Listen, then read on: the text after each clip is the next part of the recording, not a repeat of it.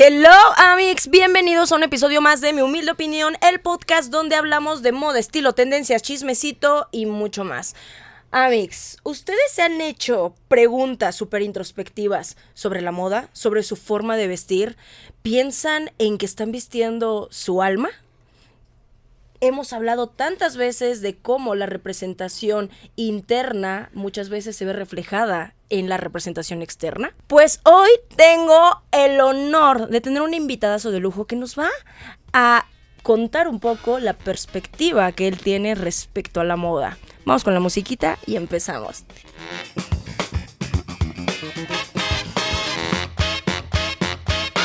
Amigos, pues sí, hoy tengo de verdad el honor de tener aquí en el estudio a Fer Bustos, que es filósofo, creador de contenido, analista de la vida. Pero, rayos, ¿qué presentación puedo darte yo, Fer, que no puedas darte tú? Cuéntale a la audiencia quién eres.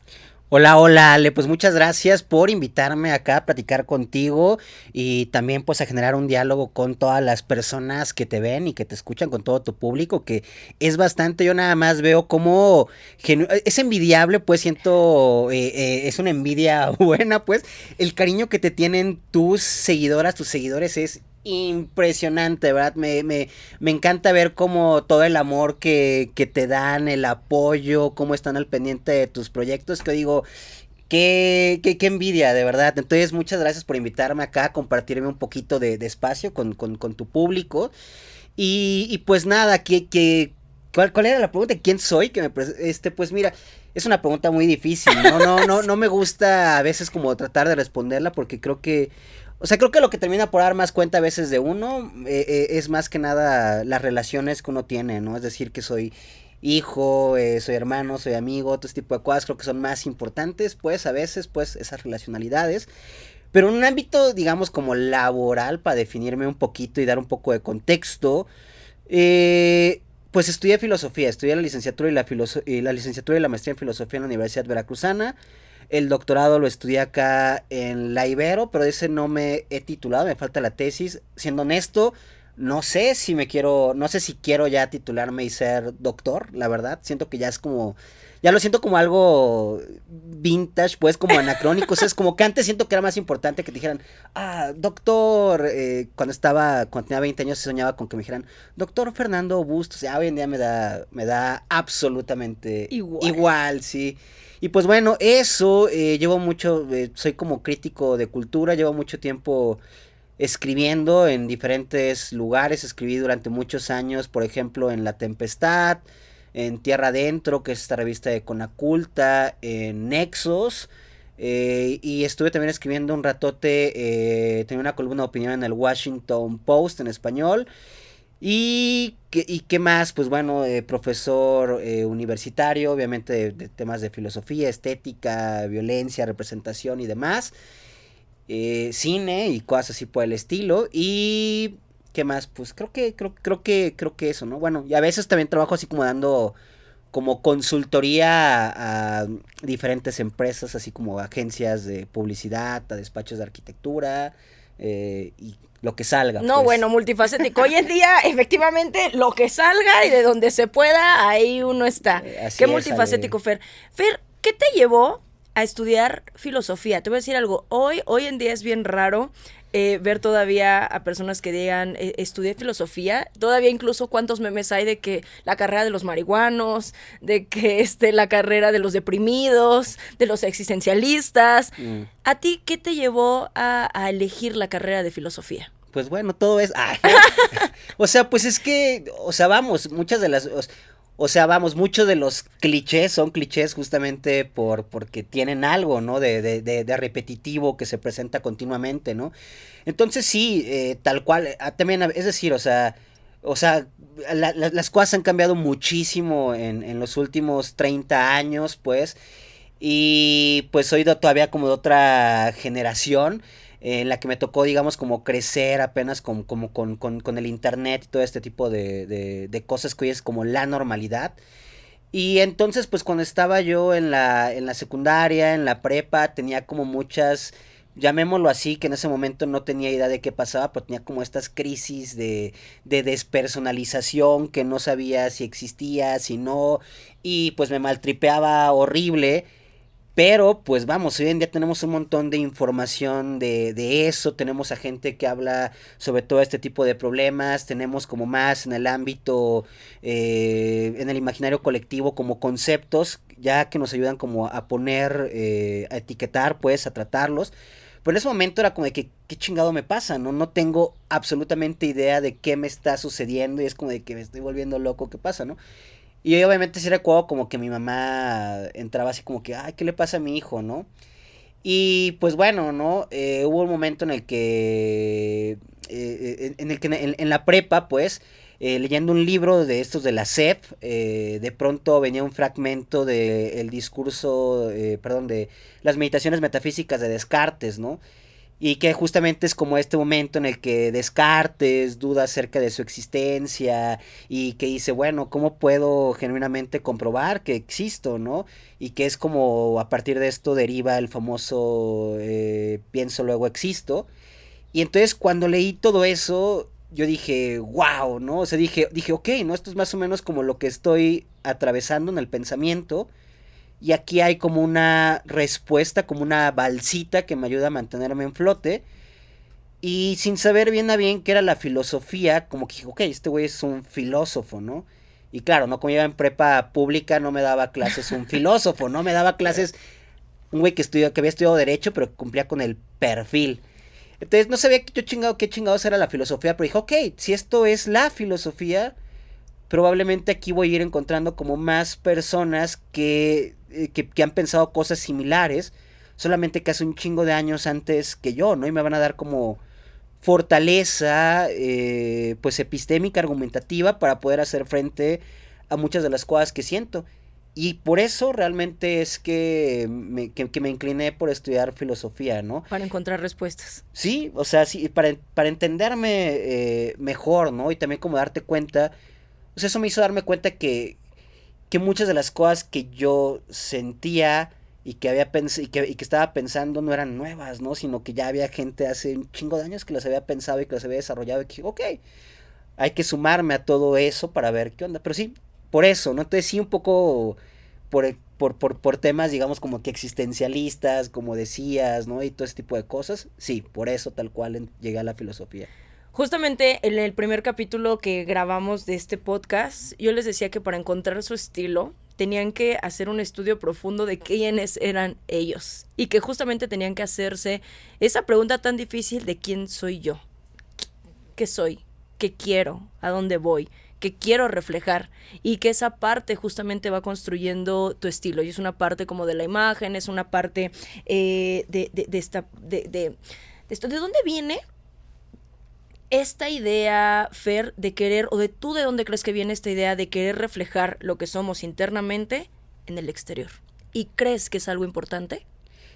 Yo sí creo que es algo importante, es decir, sin lugar a dudas creo que no es tan trivial como muchas personas quieren pensar y señalar como estigmatizando como al tema de la ropa o acerca o lo que te pones, ¿no? La ropa que decides ponerte o no ponerte y el maquillaje, la cosmética y demás.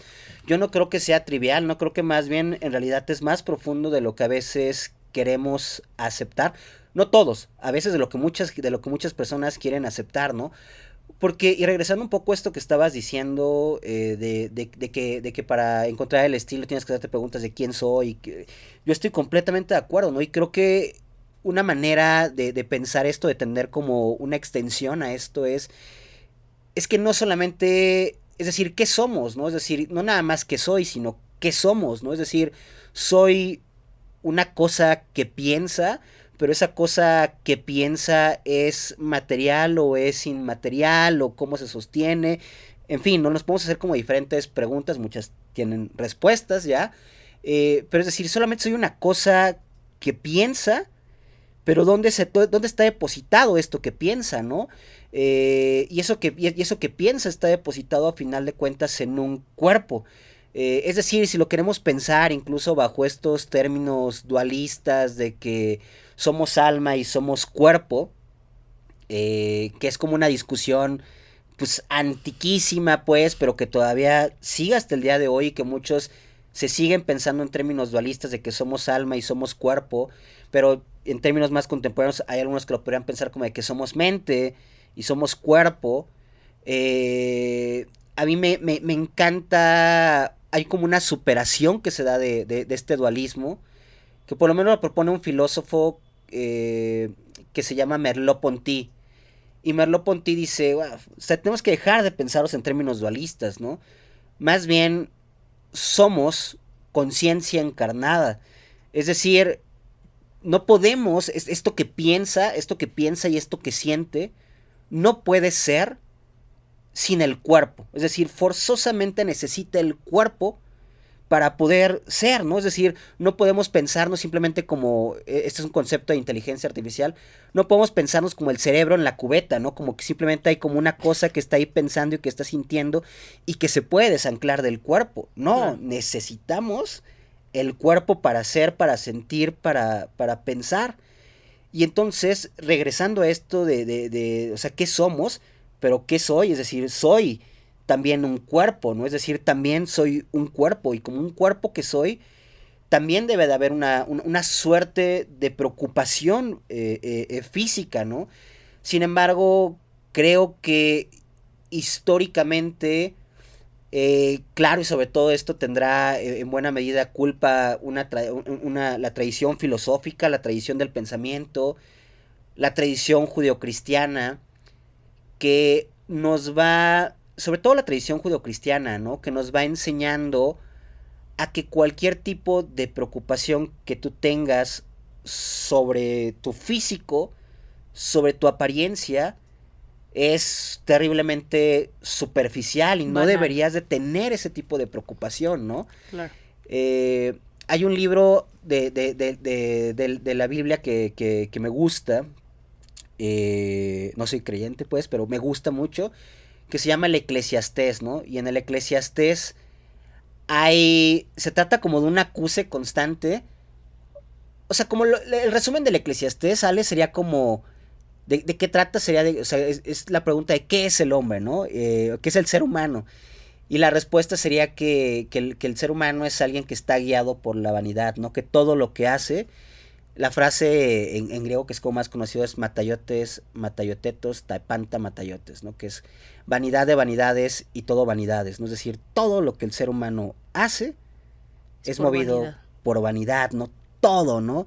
Porque a veces creemos que vanidad es como verte en el espejo pero no, o sea, en este libro es como de, no, o sea, vamos, el acuse sería como más profundo, ¿no? Es decir, si tú de pronto dices, yo no quiero salir este fin de semana y quiero quedarme leyendo para ser la mejor de mi clase, eso es vanidad, ¿no? O sea, eso también es vanidad, ¿no?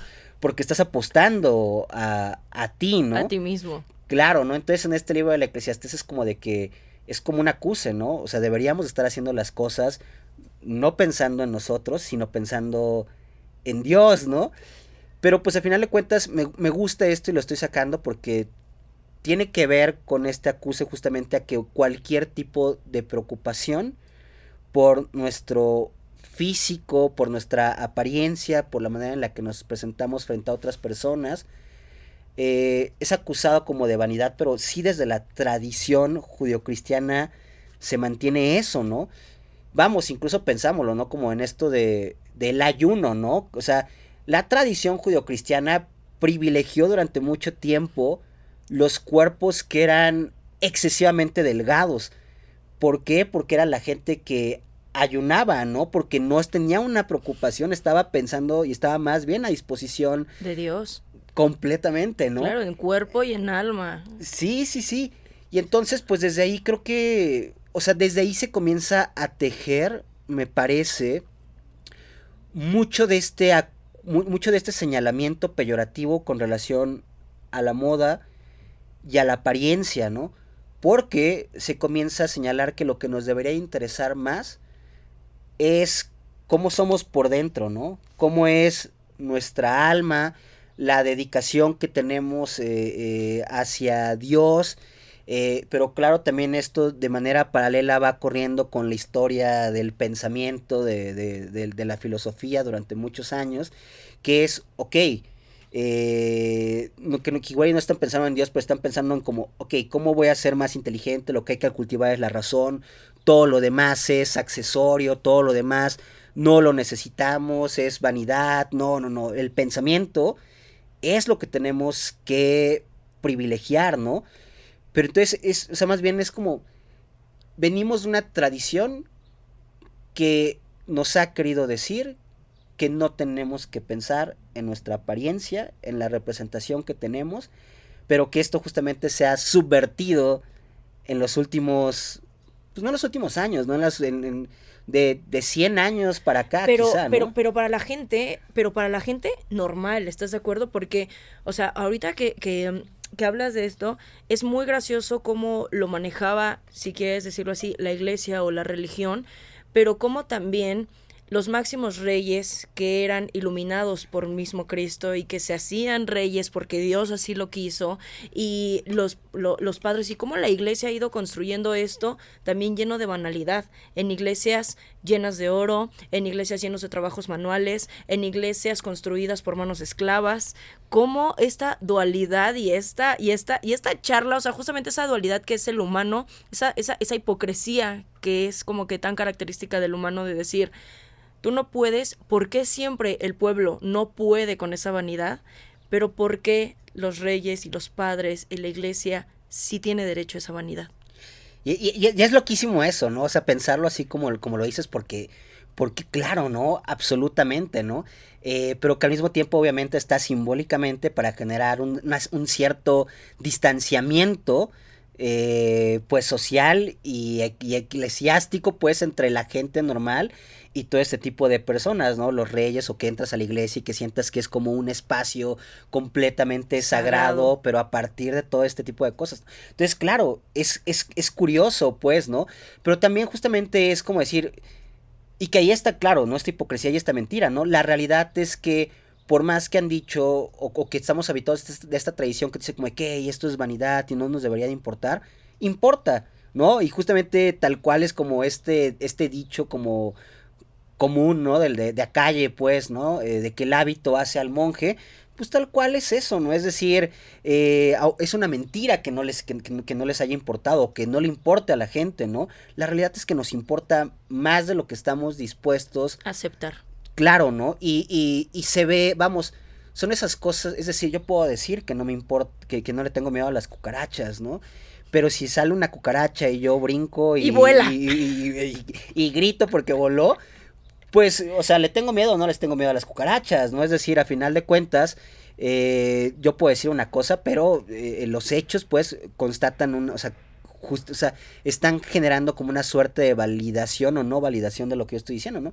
Y si lo volteamos a ver en la praxis, pues la neta es que la mayoría de la gente, incluso a estas personas, sí les importa, pues, justamente lo que se visten, ¿no? Y hacen una diferenciación a partir de lo que se viste, de cómo se visten, de lo que se ponen encima, y creen que eso a final de cuentas tiene una suerte de hilación con ideas que traen dentro o con el rol que están desempeñando socialmente, y eso ha estado desde hace un chingo de tiempo entre nosotros, ¿no? Pero sí, creo que toda esta trivialización o este acuse de la trivialidad viene desde ahí, ¿no? O sea, porque la realidad es que en la tradición griega antigua había como esta máxima que nos llega hasta el día de hoy de que es el conócete a ti mismo, ¿no? Que tienes que generar una reflexión interna, bla, bla, bla, la conocemos. Pero también había otra que no pasa, o sea, que no llega hasta el día de hoy, y es el epimelestai satou, espero decirlo bien, que es el cuidado de sí mismo. No solamente es el conócete a ti mismo, sino también es el cuidado de ti mismo. Y según Foucault, el cuidado de sí mismo tenía que ver con la idea de que nosotros somos nuestro principal médico y tenemos que cuidarnos, ¿no? Es decir, si a ti te empieza a doler el estómago, tú eres la primera persona que se da cuenta de eso, ¿no? Y tienes que atenderte. Pero con esto también viene la idea de que tenemos que generar como una especie de preocupación y cuidado, no solamente interna, sino también física, ¿no? Porque eso somos también. Y entonces, pues bueno, o sea, simplemente que como regresando al punto, la tradición judeocristiana va castigando todo esto, ¿no?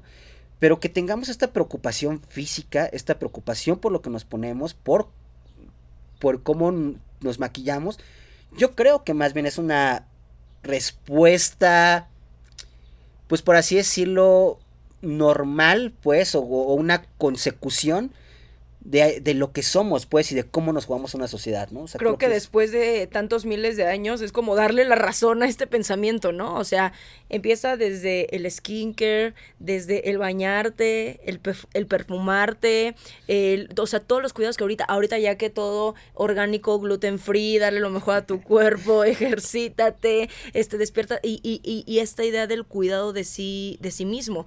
¿Por qué por tanto tiempo esta idea del cuidado de sí mismo no fue importante? Solamente el conócete a ti mismo. Sí van de la mano. O sea, pues Foucault justamente lo que diría en un libro que se llama Tecnologías del Yo, acusa a la tradición judeocristiana, tal cual, ¿no? O sea, que dicen, pues es que, o sea, esos güeyes fueron, no somos ¿sabes? antisemitas en este podcast, solamente para abrir paréntesis. Sí, no, o sea, vamos, al final de cuentas es como señalar, o sea, todo este tipo de tradición, o sea, lo que se plantea justamente desde ideas, o sea, sí, ideas o tan sea, arraigadas. pues desde vamos, o sea, incluso nos llegan hoy hasta hoy en día, ¿no? Desde, pues sí, o sea, desde la iglesia incluso ya católica, ¿no? Es decir, es eso, ¿no? El cristianismo era la manera en la que operaba, ¿no? Tienes que procurar lo interno, ¿no? Y justamente porque teníamos como esta idea es decir, Jesús queda justamente como una gran figura a seguir, pero pues Jesús era un personaje asceta, ¿no? Es decir, vivía desapegado de cualquier cosa material, la apariencia física no le importa, igual que Sócrates, ¿no? Entonces, ¿cuál es el ideal a seguir? Ese, ¿no? Ese. Todo lo demás es vanidad, ¿no? Y entonces, no te preocupes por esto, lo que importa es lo interno, ¿no? Porque lo interno, tu alma, bajo esta tradición que es dualista, lo que tienes que cuidar es tu alma, porque es tu alma la que va a entrar al paraíso, ¿no? O sea, la que va a llegar al paraíso una vez que mueras y que viene la verdadera vida, que es la vida después de la muerte. Lo que va a trascender es tu alma. Claro. ¿Por qué te preocupas por tu cuerpo, no? O sea, dentro de este pensamiento sería una tontería preocuparte por tu cuerpo, ¿no? Pero si quitamos esa tradición, pues es como, bueno, o sea, no puedo ser sin un cuerpo, ¿no? O sea, tengo que cuidar mi cuerpo, ¿no? Y no solamente nosotros, ¿no? Y no solamente desde el ámbito de la moda. O sea, incluso, digamos, como en términos de violencia, por eso tenemos que cuidar que no se ejerza ningún tipo de violencia sobre ningún tipo de cuerpo, ¿no? Porque claro que podemos pensar, ¿sabes? O sea, puede haber muchos pensamientos de que, claro, ¿no? Pero cuando le estaban lastimando, logró concentrarse y evadir lo que tenía, pero bueno, después de que fallecen, logra ir al cielo, al paraíso. No, tenemos que preocuparnos porque no se ejerza ningún tipo de violencia sobre ningún tipo de cuerpo, porque somos también cuerpo, ¿no? O sea, y esto nos representa, pues es la manera en la que nos representamos en el espacio físico, en el espacio social. Fer, ahorita justamente comentábamos de cómo la élite o cómo justamente estos grupos siempre han buscado dividirse muchas veces a través de la apariencia. A lo largo de los años, muchas de las grandes modas son una copia o un robo directo de estilos o grupos marginados, minorías, subculturas. Aquí yo tengo dos preguntas que me encantaría que respondieras. ¿En qué momento la élite toma las cosas, se las apropia y las vende como suyas? ¿Y por qué? ¿Quién sabe? No, pues, o sea, no sé. Sabrá Dios. Pues no tenemos una respuesta, o sea, como fija, ¿no? Concreta. Híjole, más bien o sea, quizá tiene que ver, y aquí es puro supuesto, pues. Incluso pensándolo desde tiempos presentes, qué es lo que nos puede tocar, o sea, qué es lo que nos está tocando y sobre lo que podemos hablar de manera quizá como más directa para tratar de llevar esto al pasado y tratar de pensarlo bajo esta comparativa. Creo que quizá tiene que ver con temas de creatividad y con temas de sensibilidad y de experiencias del mundo, ¿no? O sea, sí, híjoles, o sea, es que no... Sí, o sea, creo que en buena medida es en parte eso, ¿no? Es decir, son diferentes a final de cuentas como las vivencias que se tienen, las creatividad, el hecho de que tienes que, es decir, como que muchos aspectos como la creencia que tienen ciertos grupos, te hace enfrentarte al mundo de diferente forma y generar respuestas y también interpretar al mundo desde diferentes ópticas, ¿no? No tienes como el dinero para vivir solamente como en el placer y también pensemos, ¿no? Quizás tuviéramos como mucho de dinero, pues simplemente estaríamos disfrutando la vida, claro. No nos estaríamos haciendo preguntas acerca híjole, es que... cómo, o sea, el hambre se siente de esta manera, que te discriminen se siente de esta manera, pues simplemente igual te la pasarías por el mundo persiguiendo el sol en un yate, ¿no? Y pasándotela chingón, y esto no quiere decir que no puedas generar algo, pero pues claro que es, o sea, ¿cuál es el tipo de preocupación que puedes tener si lo tienes todo. ¿No? Y creo que tiene que ver o sea, tiene que ver con eso, ¿no? Entonces, que en este mundo, que en estos otros círculos hay como más experimentación, y de ahí es donde se van generando nuevas cosas realmente, ¿no? Y que entonces como que la clase alta, pues como que al final de cuentas simplemente llega y ve como estas cosas que se están generando y dice, eso pues está chido, ¿no? Y entonces terminan por darle como una suerte de validación. Y que así ha pasado a final de cuentas como históricamente, no han sido o no fueron justamente como las élites o los burgueses los que produjeron el arte, sino que siempre fueron otras personas que no tenían dinero, ¿no? Y simplemente llegaban las personas que tenían dinero y decían, esto me gusta y te doy dinero, no se volvían como sus mecenas, que ojalá tuviéramos un mecenas por ahí, pues, que nos estuvieran patrocinando, entonces, llámanos. Sí. Primeramente, Dios, aquí vamos a dejar aquí, si quieren cooperar a que este podcast siga vivo, a que Fer siga viniendo, les vamos a dejar aquí abajo nuestras cuentas bancarias, de a pesito se llena el si porquito. Si alguien nos quiere patrocinar nuestra vida intelectual y de reflexión, sería maravilloso. Pero sí, creo que tiene que ver con eso, ¿no? Y al final de cuentas, son ellos los que han decidido hacia cuál ir apostando, ¿no? Y cuál potencializar, y que al final de cuentas, pues esto mismo ha sido lo que ha ido generando como un establishment dentro del mundo del arte, ¿no? ¿Qué es el arte? ¿Qué es el buen gusto? Pues lo que esos güeyes en algún momento histórico decidieron que era. Decidieron y apostaron por ello y lo adoptaron, pues, y eso fue lo que se quedó como el buen gusto, ¿no? Todo lo demás que no le entendían, o sea, que quizá les llamaba la atención, pero que decían, no, esto es demasiado arriesgado para mí, esto es demasiado ruidoso. Todo eso se fue quedando fuera, pero a final de cuentas fue porque la clase alta fue la que fue dictaminando históricamente qué era lo que valía la pena, qué es lo que era de buen gusto, qué es lo que era cultura, y todo lo demás fue quedando fuera. Pero todo eso que quedaba fuera justamente, pues bueno, viene generado por la periferia, por otras clases que no son las dominantes, ¿no? Pero ahí es a final de cuentas donde está la creatividad, y por eso lo seguimos viendo hasta el día de hoy, ¿no? Que de pronto es como, pareciera, ¿no? Que de pronto es como que nos quedamos sin ideas de qué diseñar o de qué nueva tendencia adoptar. Vamos a ver cómo se visten en el barrio, ¿no? Y de pronto se comienza a estandarizar que utilicen como este tipo de pecheritas o de cangureras cruzadas o pantalones cargo, ¿no? Entonces se comienzan a traer como muchas cosas, esto que se llama como del mundo chaca, como al mundo del streetwear, y entonces se comienza a fusionar. Sí, ¿no? Pero pues creo que está continuamente sucediendo, ¿no? O esto que pasó en algún momento, lo que no me acuerdo como quién era, pues, que de pronto vieron como que había un güey que vivía en condición de calle y que tenía siempre como unos looks como que se veían chingones, y dijeron, vamos a traer eso, ¿no? Sí, al un mundo ruso Vladimir, no me acuerdo qué, pero que efectivamente que tenía un estilo impresionante, y que después Balenciaga, Valentino y varias marcas empezaron a sacar diseños que según se inspiraban en él, pero era cagado porque él era la inspiración, pero él sigue viviendo en la calle. Capitalismo. Sí, capitalismo. Pues tu último video, de hecho, o sea, me encantó, me quedé con la frase, ¿no? De Es más fácil imaginar el fin del mundo que el fin del capitalismo. Ahorita, por ejemplo, México está viviendo la entrada de una marca que se adaptó perfectamente al capitalismo, sea sumamente rápido, que es Shein, ¿no? Esta empresa de ultra fast fashion.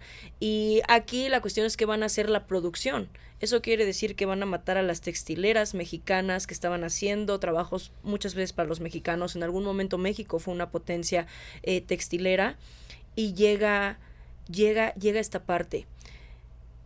¿Tú crees que realmente la responsabilidad queda solo en el consumidor? O sea, yo sé que no, pero ¿tú qué piensas en este pensamiento de que toda la responsabilidad siempre se la quieren dejar al consumidor? Y es tu culpa. Tú eres el que decides. ¿Es la culpa del consumidor este capitalismo? No enteramente, ¿no? Creo que hay una idea que está operando, o sea, dentro de todos estos discursos que se cruzan, hay una idea que ya se ha vuelto incluso como una frase que se repite, pues que no hay consumo ético dentro del capitalismo, ¿no? Que a mí ya me parece igual de genérica a veces como esta frase de que amar es dar sin esperar nada a cambio, ¿no? Que es como buscas eso y te aparece esa frase, ¿no? Pero que es como de que, ok, Muy reduccionista. Sí, porque ¿por qué no nos ponemos a ver, vamos a sentarnos, a pensarnos y genuinamente amar es dar sin esperar nada a cambio? Genuinamente damos sin esperar nada a cambio, ¿por qué tenemos que aceptar esa frase, no? O sea, y que creo que justamente lo mismo tendríamos que hacer con esta frase de que no hay consumo ético dentro del capitalismo.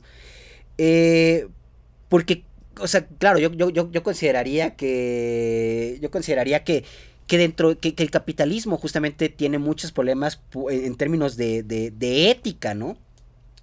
Pero que cuando hablamos justamente del consumo y decir que no hay consumo ético dentro del capitalismo, yo querría decir, hey, quizá no hay consumo ético dentro del capitalismo, pero no porque esto sea cierto, no podemos como adoptar una posición como de valemadrismo de todo lo que hacemos y de todo lo que hagamos, porque entonces decimos, pues bueno, ¿no? Pues si no hay consumo ético dentro del capitalismo, pues a la chingada, ¿no? Voy a comerme esto y lo voy a tirar aquí en la calle, o voy a comprar esto que está experimentando con bebés, por decir algo así, que no. O sea, vale madres, ¿no? Porque pues no hay consumo ético dentro del capitalismo, y si no hay consumo ético dentro del capitalismo, pues no me importa. Da igual lo que yo haga, ¿no? Exacto. Porque pues de igual forma esto se va al carajo, ¿no? Entonces, yo sí creo que aunque esto fuera cierto de que no hay consumo ético dentro del capitalismo, yo sí creo que tenemos que adoptar una actitud ética, de compromiso ético frente a mucho de lo que hagamos, ¿no? Es cierto que la mayoría de los contaminantes y de todo esto lo producen la gente que es más rica, ¿no? Y que da, ¿sabes? Como estos memes de yo bañándome con agua fría y Taylor Swift. O sea, sí, pero da igual, es decir, ¿dónde está tu compromiso individual, ¿no? ¿Dónde está tu compromiso, o sea, con individual, pero con la colectividad, ¿no? Con el momento, con la situación. O sea, yo sí creo que no es excusa que no haya consumo ético dentro del capitalismo, sino que más bien entonces deberíamos de comprometernos más y decir, tengo que tener más ética yo. Cuidado, ¿no? Entonces sí, por un lado, yo sí creo que en la medida de lo posible uno tiene un poder, ¿no? Y mucha gente no, como que no lo pensamos eso, pero yo sí creo que tenemos un chingo de poder para frenar cosas, ¿no? Para hacer, o sea, yo sí creo en la capacidad que tenemos, ¿no? Como individuos, y que después como colectivo se contagia a lo colectivo, ¿no? Entonces, sí, yo por un lado creo que podemos frenar eso de manera como consumidor, pero también por otro, claro, porque, o sea, tenemos también que decirlo, tenemos que ver algo porque los diferentes gobiernos hagan algo por frenar todo este tipo de situaciones, ¿no? Porque lo tenemos en claro, ¿no? Si los dejamos que ellos actúen, pues a la gente, a todos los que son dueños de todo esto, pues les vale madres, ¿no? O sea, les vale madres, no les vale madres que nos quedemos, a Coca le vale madres que nos quedemos sin agua, pues mientras ellos sigan vendiendo Coca-Cola, ¿no? Claro. Ese es el problema, ¿no? O sea, regular todo ese tipo de organismos, ¿no? Entonces yo sí creo que de manera privada podemos hacer algo, ¿no? Definitivamente, yo también creo que siempre les decía, o sea, si imagínate si tú como individuo haces las cosas por tu propio bien, vamos a empezar a pensar de manera egoísta, ¿no? O sea, por tu propio bien, pero te alimentas bien, cuidas el agua por ti, porque, güey, se me va a acabar a mí, no voy a tener yo para lavar, no voy a tener yo para planchar, no voy a tener yo para cocinar, o sea, pensando de alguna manera como un poco egoísta, pero si a lo mejor 50 personas, las 50 de mi edificio, ya pensaron de esa manera, pues un ahorro en el agua ya hubo. O Completamente, sea, sí. ya fue la suma de todas nuestras acciones que podrían parecer como egoístas, pero justamente con este cuidado, con este autocuidado que tú mencionas al principio y cómo todo esto va terminando de construir algo que probablemente fue más grande que nuestro egoísmo. Sí, sí, ¿No? O sí. sea, lo pienso así. Fer, hay un tema que yo quiero, o sea, platicar contigo, que lo platicamos hace ya tiempo en un podcast, donde veíamos cómo se estaba ausentando cada vez más el color, los colores, los estampados, y cómo justamente la élite, cuando empezó a llegar este movimiento del old money, cuando empieza otra vez a ver un nuevo reflejo de lo que es la elegancia, ¿no? Ya la elegancia no es lo mismo que era cuando era la época victoriana, ¿no? Ya la elegancia no es la misma, pero cómo justamente hay una disminución del color, no solamente en la ropa, en la arquitectura, en los autos, en los restaurantes, y que justamente se piensa que la élite se apropia muchas veces de las paletas de color para hacer una diferenciación. Por ejemplo, ¿escuchaste la teoría de las casas menta? Sí. Fer, ¿tú crees que el color y cómo se refleja tanto en nuestra sociedad, en nuestros ambientes, justamente sí marca en alguna parte de nuestra psique esta diferencia de clase? O sea, o sea, sí, porque en términos sociales y culturales se han venido trabajando ciertas diferenciaciones estéticas justamente como a lo largo de los años y pues bueno, o sea, respondemos casi ya de manera intuitiva y sin mucha reflexión a todo este tipo de cosas, ¿no? Porque vamos, cómo se llega a hacer, digamos, a señalar como todo esto de que las casas mentas, ¿no? Pues se llega a señalar porque de alguna manera ya había como todo esto como habitando, pues, y que claro que cuando alguien dice, hey, pues es que lo que pasa es que en determinadas colonias es como muy frecuente que haya casas de este color, enseguida es como que todos se empiezan a decir, oye, sí es cierto, ¿no? Es decir, intuitivamente traemos ya como mucha de esa información trabajando acá, ¿no? Es decir, de que el hecho de que de pronto ves como una persona vestida todo de blanco, o sea, como que sientes que hay como cierta como elegancia, sofisticación, o sea, lo traemos ya trabajado, o sea, estamos como ya aleccionados, pues, domesticados con relación a todo este tipo de cosas, ¿no? Pero sí se me hace, o sea, súper interesante toda esta temática que dices, pues, de cómo se juegan los colores, los estampados, porque claro, ¿no? Sin duda alguna, es decir, los estudios dicen que cada vez se producen objetos, o sea, se juegan menos colores a la hora de producir, porque supuestamente son más caros de producir, ¿no? Y entonces como que van reduciendo los objetos en términos de colores. Y es interesantísimo eso, ¿no?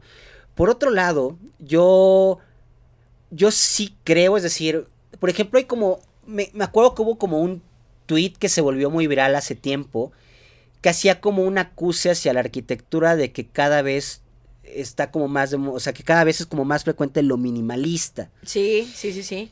Y yo decía, ¿es eso? O sea, genuinamente es cierto, o simplemente es una tendencia que le toca a algunas personas, pero en realidad no, ¿sabes? Porque, o sea, yo sí creo que en realidad, es decir, yo sí siento que estamos en una época donde sí se permite arriesgar más, ¿me entiendes? Y en ese sentido, a mí sí me toca ver, o sea, es decir, yo sí creo que sí cada vez, es decir, si ponemos como una comparativa entre la época actual y entrevistas, no sé, de los 80s, de los 90s, yo sí veo a gente arriesgándose más con colores, con estampados, con prints, o sea, ¿sabes? O sea, yo sí lo noto más, entonces no sé hasta qué punto. Las redes quieren manejar cierto discurso o ciertas ideas. Ajá, o simplemente o sea, o es lo que nos parece, ¿no?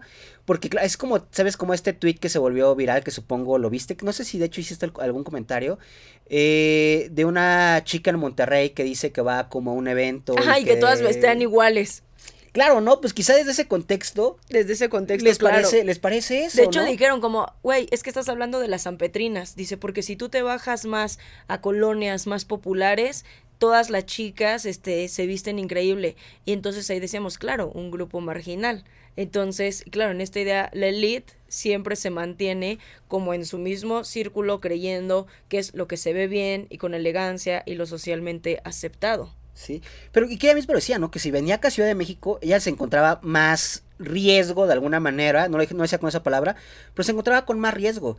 Y yo sí creo que es porque en realidad, o sea, o sea, se empuja, pues, es decir, y todo esto a final de cuentas siempre ha estado, o ha estado desde hace un chingo de años, ¿no? Por eso justamente se le conoce como, por eso se le llama como old money aesthetic, ¿no? O sea, y que yo lo decía cuando escribí este texto en el Washington Post sobre el old money, yo lo que decía es que lo old money es un discurso en contra de la moda, ¿no? Porque el old money aesthetic quiere que las cosas se mantengan como han estado. Al old money no le interesan siluetas nuevas, ¿no? Al old money no le interesan colores nuevos, estampados nuevos, marcas nuevas. ¿Para qué? O sea, el old money es lo rígido, lo conservador, ¿no? Y que es como lo que mucha gente a veces no alcanza a entender de esto. O sea, el old money es en contra de la moda, ¿no? ¿Y Porque la cómo moda. se atacaron con o sea, cuando pusiste que era un tributo a la delgadez y a la blanquitud, Claro. o sea, se armó ahí el debate, o sea, yo me acuerdo cómo te tiraban, o sea, Sí. por todos lados y yo como, mentiras no dijo, y yo, a ver, mentiras, yo no veo ahí. Porque, a ver, o sea, la moda, o sea, y que esto es importante, ¿no? Y que ya ni siquiera hablamos tanto de moda, pero la moda tiene que ver con temporalidad. O sea, no hay manera de pensar la moda sin términos de caducidad y sin términos también obviamente de ciclos, ¿no? Es algo que tiene que ver con lo temporal, ¿no? Y, o sea, justamente regresando a esto, LOL Money no le importa eso, ¿no? O sea, por ejemplo, si te volteamos a ver, eso es moda, ¿no? Porque estás jugando con temporalidades, con lo que está vigente o con lo que no puede estar vigente, con el hecho de decir, chingue su madre, voy a hacer esto, pum, y eso, ¿no? Pero hay un riesgo. En el money no hay riesgo, ¿no? No hay esa preocupación, digamos, como temporal, no, más bien es como quiero que esto se conserve así. Así. Y entonces yo creo que entonces mucho de esto tiene que ver, o de estos discursos tiene que ver con eso, ¿no? Que están volteando a ver lo que siempre ha estado ahí, que dicen esto, ¿no?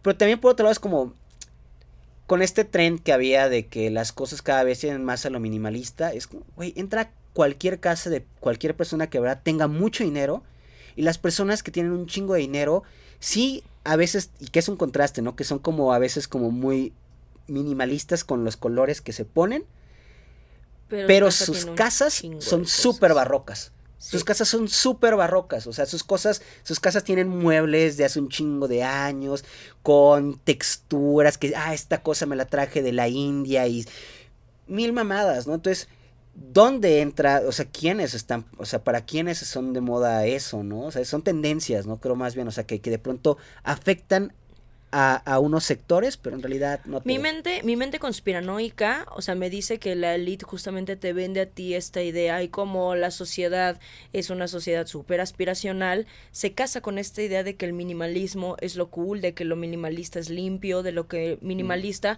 y realmente empiezas a optar por cosas minimalistas porque cada vez te van a dar espacios más pequeños para vivir. Te van a dar cuartos, te van a dar un loft, tal. Entonces te meten esta idea del minimalismo para que tú empieces a quedarte adecuado, te adecúes justamente a esta sociedad que ellos mismos están manejando, porque ellos sí se van a poder permitir vivir en mansiones, ellos sí se van a poder permitir vestir con todo lo que quieran, pero tú no, porque tú pues eres pobre, porque tú te tienes que mantener en este status quo y es mejor. Entonces yo a veces, o sea, mi mente conspiranoica me dice eso, o sea, que es lo que te quieren hacer creer para que tú no estés aspirando a tener más porque ni espacio te van a dar, porque el espacio cada vez se está reduciendo más, por ejemplo, en grandes ciudades. Y me gusta, ¿no? Y creo que, o sea, yo sí creo que hay mucho de cierto, pues, en esto, ¿no? Porque no podemos afirmarlo, pero yo sí creo que sí hay mucho de cierto, ¿no? Y vamos, incluso hay como diferentes estudios, ¿no? Acerca de la moda en épocas de recesión económica, donde justamente también se ven como estos, de que de pronto, ok, venimos saliendo de la guerra y entonces se comienzan como a producir con ciertos materiales, solamente con estos colores, Claro. y entonces, claro, la moda comienza a ver, pero también es porque es más económico hacerlo en ese momento, ¿no? Claro, porque están poniendo sus recursos en otro lado. Ahorita, pues vamos, acaba de haber en Palestina un ataque, o sea, estamos viendo ahí como que coqueteando, se está coqueteando con una tercera guerra mundial ya desde hace muchos años, ¿no? O sea, que dicen que se viene una gran guerra, tal. ¿Qué hay detrás de justamente este pensamiento que además ahora se comunica de manera tan rápida y masiva en redes sociales?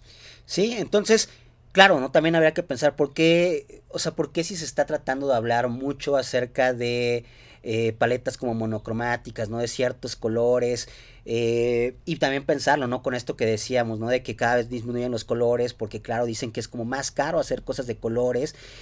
Entonces, claro, ¿no? También habría que pensarlo bajo eso, es decir, y por eso, y por eso justamente como decíamos al principio, no es trivial este tema, ¿no? Hay más cosas de las que a veces estamos dispuestos a pensar o a concederle como algo que, a lo que nos ponemos, pues, ¿no? Sí, claro, o sea, no es de que te ponga chaquetero todos los días y a sobrepensar y no, el fin, pero yo creo que justamente de repente, de vez en cuando, cuestionándote, ya desde ahí, autocuestionándote, ¿no? Para empezar, empiezas a hacer cambios en todo lo que consumes, porque incluso empiezas a curar de una manera más bonita, o sea, todo lo que implica tu vida, o sea, todo lo que tienes. En ese sentido, que ya, pues claro que la ropa es un ejercicio para el autoconocimiento, Fer. ¿Tú qué preguntas invitarías a hacerles para que se conozcan de una manera más profunda? Para que se conozcan de una manera más profunda. Incluso más personal.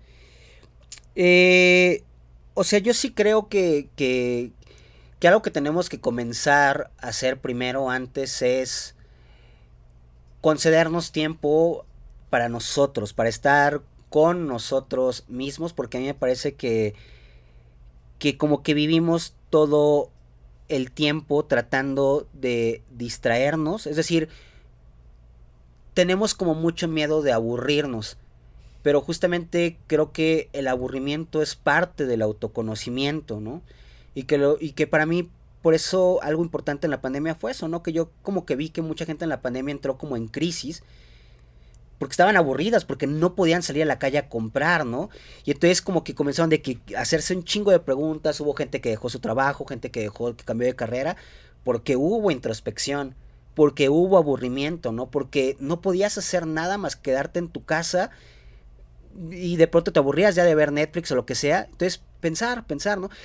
Y entonces es como, yo lo que diría primero antes de todo es, tenemos que generar mayor empatía con el aburrimiento, ¿no? Y el aburrimiento nos va a llevar a hacer introspección y ahí sí a preguntarnos cosas sobre nosotros mismos, ¿no? Que ya ahí vendría como de que, ok, ¿quién soy, no? ¿Por qué deseo lo que deseo, no? ¿Por qué cuando esta persona me hizo alguna ojetada, yo pensé en hacerle una ojetada también a esta persona y cuando se le hice me sentí bien? Claro. Y a los días me sentí mal. Mal. ¿Por qué pasó esto, no? O sea, ese tipo de cosas, ¿no? Tenemos que generar primero el espacio para la reflexión y después las preguntas vienen por sí solitas, ¿no? Sí, ya les había contado que alguna vez mi psicóloga me decía, pregúntate 5 veces el por qué. ¿Por qué estoy triste? No, pues por esto, por esto y por esto. ¿Por qué? Por esto, dice, y en 5 porqués, dice, ya llegaste como a una conversación bastante profunda, Sí, sí. bastante profunda. Fer, de verdad ha sido una charla maravillosa. O sea, de verdad estoy súper contenta de que te hayas dado la oportunidad y el espacio de venir. Yo sé que toda mi comunidad va a estar alucinando. Por favor, sigan a Fer en sus redes sociales, estén al pendiente de sus charlas, estén al pendiente de sus clases, de sus cursos, porque de verdad, como ven, es una persona que te hace cuestionarte de muchas maneras. A mí me ha puesto muchos cuestionamientos en mi vida, en mi closet, en mi ropa, en muchas cosas, y de verdad es un honor tenerte aquí, Fer. Muchísimas gracias. No, hombre, Ale, muchas gracias a ti por invitarme a platicar, que como vieron, pues, o se darán cuenta, podíamos habernos seguido platicando harto y tendido. Harto Pues. y tendido por horas, pero bueno, ojalá que lo podamos tener próximamente en otro capítulo. Déjenos en los comentarios si tienen alguna pregunta, si quieren volverlo a ver, de qué otras cosas quisieran que platicamos. Ya saben que este es su espacio, no tenemos nada más que hablar de moda. Si quieren hablar más del ser interno, del yo, del super yo, de lo que ustedes quieran, aquí Fer siempre va a estar bienvenido. Ahora sí, amigos, pues tengan una bonita semana, escúchenos, compártanos en todas sus redes, véanos en YouTube, estamos en todas las plataformas también, y nada, cuídense mucho. Bye.